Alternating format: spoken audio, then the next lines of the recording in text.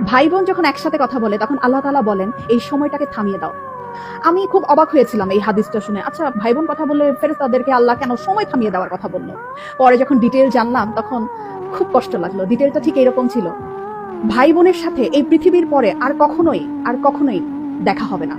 হাসরের ময়দানে না, আখিরাতে না, কিয়ামতের পরে না, জান্নাতে না, জাহান্নামে না, কোথাও না।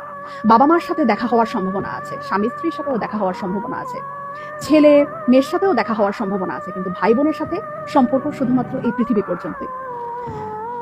তখন এত খারাপ লাগলো ব্যাপারটা জেনে যে আমার যে বোন আছে অথবা আমার যে ভাই আছে তার সাথে আমার আর কখনোই দেখা হবে না এই পৃথিবীর পরে। মানে মরে যাওয়ার পরে তার সাথে আর আমার কখনোই কথা হবে না। এত ক্ষণস্থায়ী একটা সম্পর্ক আমাদের। যারা সম্পত্তি নিয়ে ঝামেলা করে ভাই বোনের সাথে কথা বলে না, যারা অনেক ঝগড়া বিবাদের কারণে ভাই বোনদের সাথে কথা বলা বন্ধ করে দেয়, তারা না করেন না এই ব্যাপারটা। সময়টা না খুব কম আমাদের, খুব কম।